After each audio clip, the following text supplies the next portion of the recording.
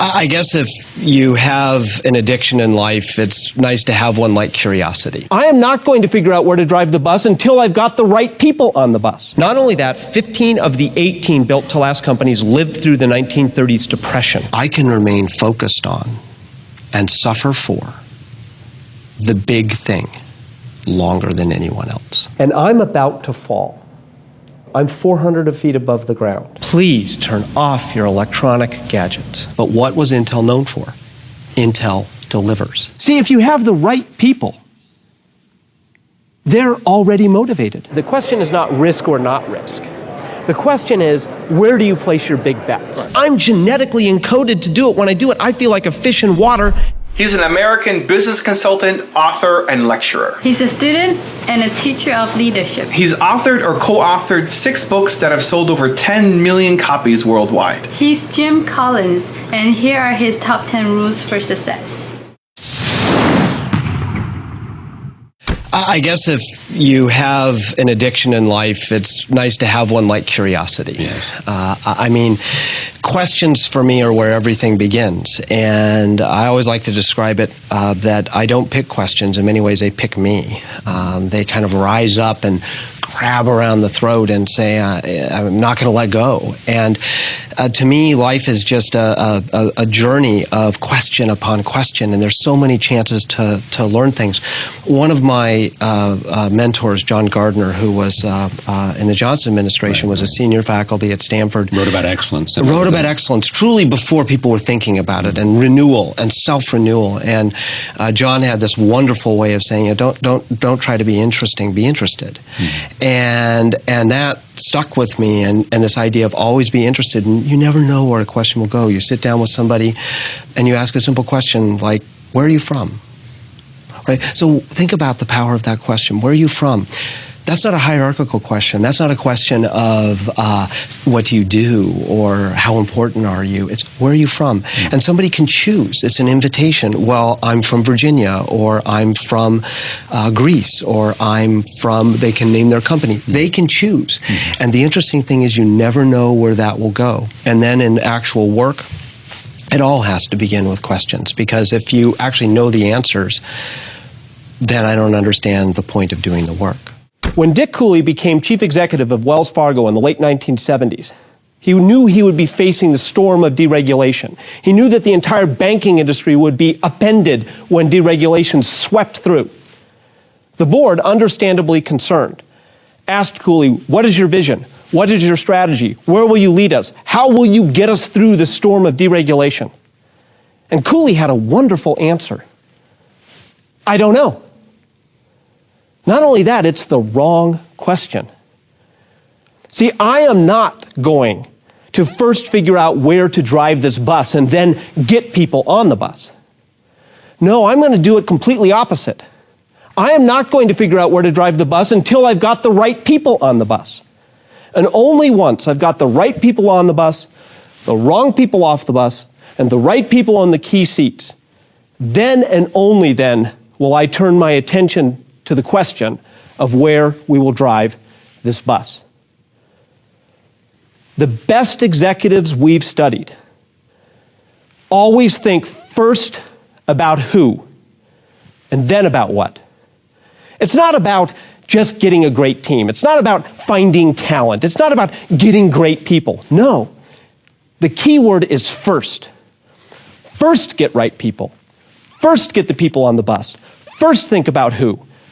Put who ahead of strategy, who ahead of tactics, who ahead of technology, who ahead of business ideas, who ahead of everything. First who,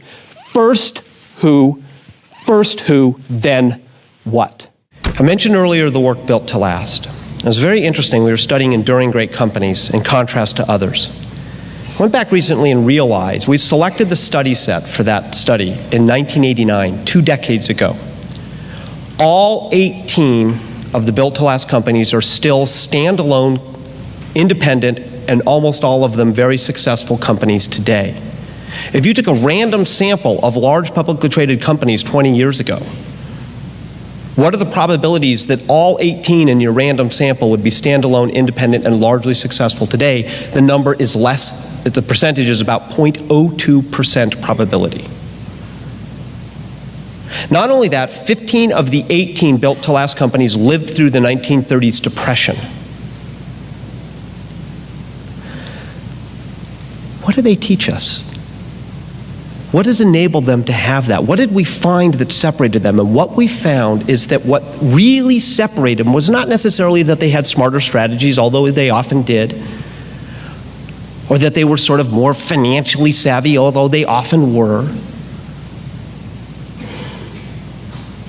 It was because they were founded first and foremost and built always on a rock-solid set of core values that are not open for negotiation.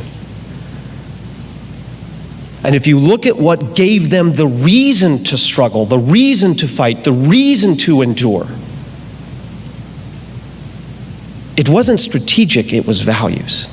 One of the greatest, probably the greatest rock climber of his generation, as you know, I've been a climber most of my life, is actually right now on the side of El Capitan doing what will probably be the hardest rock climb certainly ever done in our lifetimes, trying to free climb a thing called the Dawn Wall on the Mescalito side of El Cap. Young man named Tommy Caldwell, he's in a category of one. And I was out climbing with Tommy one day, and I said to him, Tommy, what makes you different? He has a record, he has 6 climbs on El Cap that have never been repeated. Okay, he is 10x in extreme environments, and he's still alive. And I said, Tommy, what is it that you have? You're not necessarily more physically gifted. You're not necessarily stronger, right? You're certainly physically gifted, all those things, but you're not this incredible athlete that just was born this way.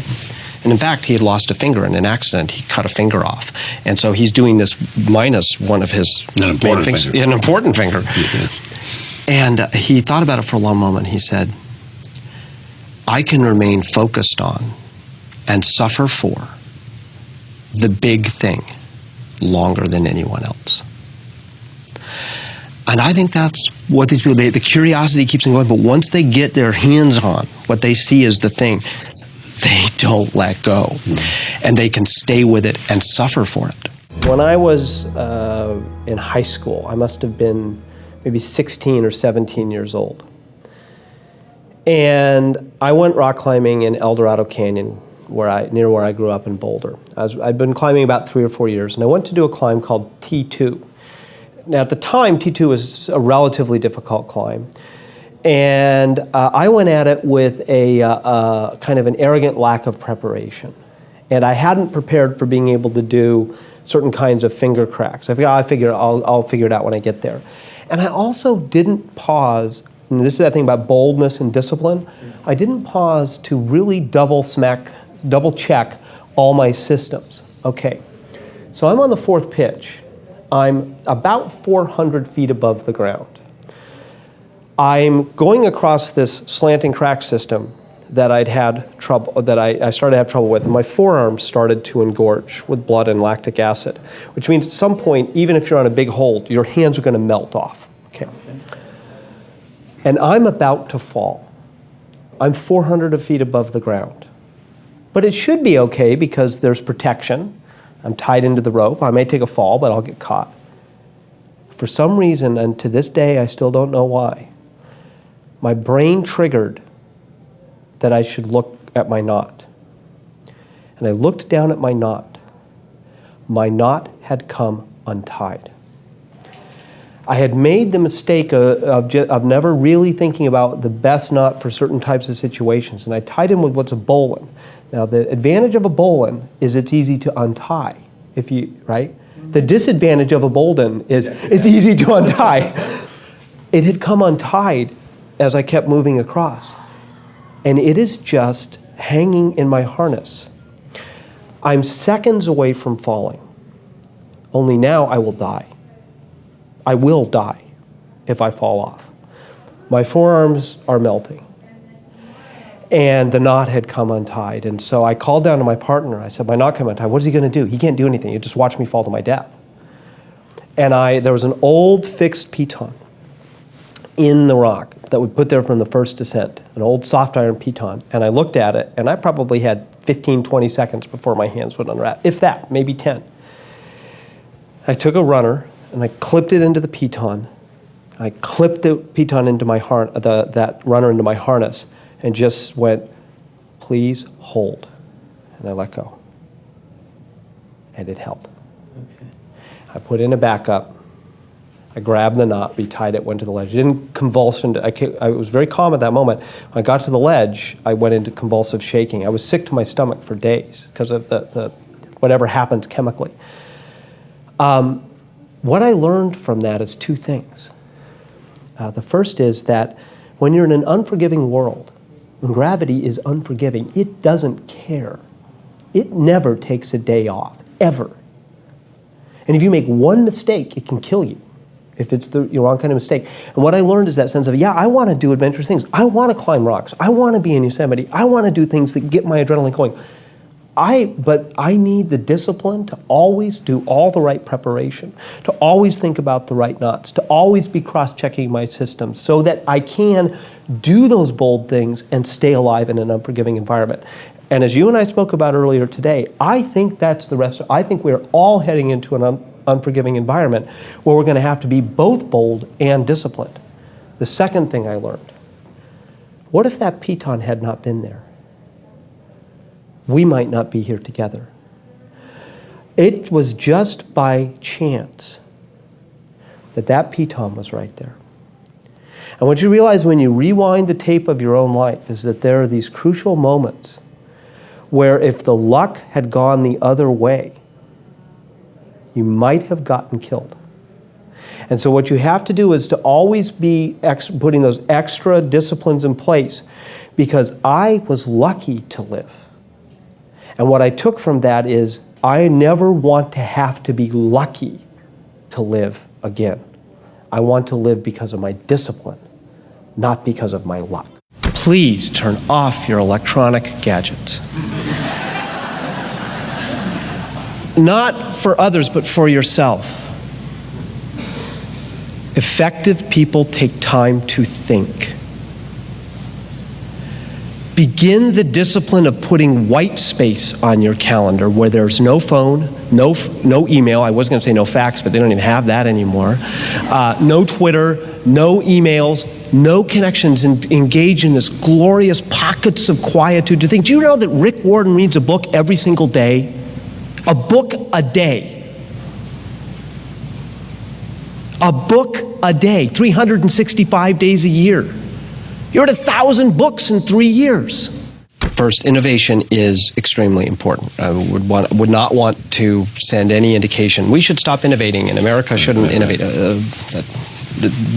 Be an inaccurate reading. Or we better damn well understand what made us innovative and make sure we don't lose those things. Exactly right. We can't afford to lose those things. What we found is that any given industry has a threshold level of innovation, and that once you get to that, you have to get to that threshold. For something like airlines, it's relatively low, and for something like biotech, it's really high. But that once you meet that threshold of innovation, it's not innovation alone that makes you exceptional. It is actually the blend of being able to put the innovation plus the organizational discipline. Again, we go back to, is Apple just an innovation story? No, at some point it was a whole bunch of other things around it that made it work. If we go back and we look at Intel, what was Intel known for? Well, yes, it had a lot of innovation because to be in semiconductor industry, you had to have a lot of innovation. But were they always the most innovative? No. And at critical junctures, they might have even been a little bit behind. But what was Intel known for? Intel delivers. So your IBM, what's your worst nightmare? You don't have enough chips at affordable cost when the time comes. And you can look at different companies. You've got maybe one chip that's more innovative, but you've got another chip that's innovative enough, but it's got the organization behind it with the discipline, and it delivers. Where are you going to bet? It delivers. It delivers. Exactly right. I've always loved the story Silver Blaze, which is the Sherlock Holmes story where at the end of the case, the constable asks Holmes, what was the key to the case? And Holmes says it was the curious incident of the dog in the nighttime. And the constable says, but the dog didn't do anything in the nighttime. Yes, that was the curious incident. The dog didn't bark. And so therefore, I knew the criminal must have been somebody who knew the dog. In our research, it is the dogs that do not bark that often give us some of the best clues. And the dogs that do not bark helped us see the who principle. You know, you would think that if you're leading a company from good to great, one of the things you would expect to see, one of the dogs you would expect to bark, is that you would find very motivating and charismatic leaders who could infuse motivation into the troops so that they would go out and do good to great things. Well, as our research unfolded, what we found is that most of the good to great leaders had had a charisma bypass. They couldn't motivate anybody as just a pure motivational force. That's not how they led. But then when we began asking them, how did you get alignment? How did you get people motivated behind what you were trying to do? The dog just didn't bark. They didn't spend any time on that. That's not how they led. And we scratched our heads a little bit. How would you make sense of the fact that you're getting a whole company to go in a different direction, and yet the leaders who made this happen didn't invest in figuring out how to motivate people, how to inspire people, how to get people behind the flywheel? And this is when we learn something. See, if you have the right people, they're already motivated. The right people are self-motivated. The right people are self-disciplined. And the challenge of management, the challenge of leadership is not how to figure out how to motivate the wrong people into the right people. It's how to get the right people and then not do all the stupid management things that tend to demotivate the already motivated people. Well, what you also talked about in your book is not to take big risks, not to, you said, fire cannonballs. Yeah, you want to fire cannonballs. So this is the really interesting thing. The fire bullets, then fire cannonballs. It's not a matter of, the question is not risk or not risk. The question is, where do you place your big bets? Right. Because if you don't place a big bet, then you're never actually going to achieve exceptional results, if you're never really going big. The question is, how do you place your big bets and bound your risk at the same time? And there the answer is, what we found is that all of our companies and all of our leaders did place big bets, but they placed them after they had proven that they had taken most of the risk out by proving that that bet would likely pay off. The uncalibrated cannonball is dangerous. The calibrated cannonball is how you get something great. If you think about sort of how people apply themselves, when we go back and we look at the good to great data and some of the other data, we find that there's these three circles, and you put your energies in the middle of three circles. And the first circle is what you're passionate about and what you love to do and what you stand for. And the second circle is what you can be the best at, and the third circle is what drives your economic engine. Okay, now, and you focus your energies there, but let's drop that down a level to the individual. How many of the folks under age 30 in here have had cross your mind the thought, I wonder what I'm going to do with myself? Okay. I'd like you to think then about finding your own three circles at an individual level, which is, think about it this way. Imagine that you could engage your energies and your time directly in the middle of three tests. First, it is something for which you have great passion, that you love to do, and that absolutely reflects your values. And when you wake up in the morning, there's this sense of, my goodness, even if I'm getting paid for this, I would want to do it even if I wasn't getting paid for it. Now imagine if in addition to that, you could marry it to a second circle, which is finding what you're genetically encoded for. And there's a big difference of what you're good at and what you're genetically encoded for. I discovered this as a young person. I went off to college. I thought I would be a mathematician. I had done well on math tests. But when I entered courses like real analysis, I met those who were genetically encoded for math.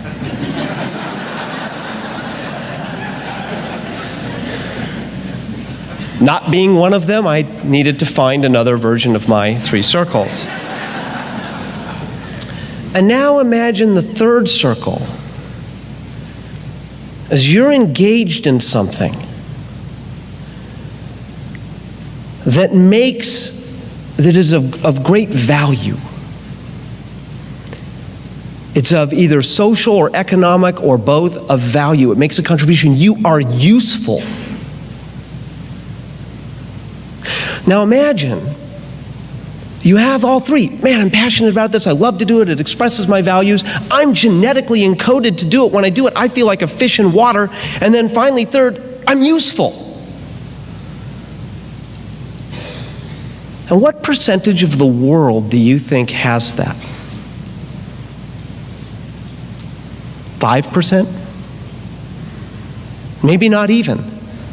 What would happen to the world if, let's say it's 3%, if we then made it 20% of people who are doing what they're passionate about, genetically encoded for, and are useful, are in positions of real contribution and value? Now, I don't know the answer of how we make that percentage go up. But linking back to the idea of Maslow, how did he describe self-actualization? It wasn't hanging out on the beach. He defined self-actualization as discovering what you were meant to do and committing to the ardor of pursuing it with excellence. The purpose of free society, I would suggest, is to systematically increase the percentage of people who do exactly that.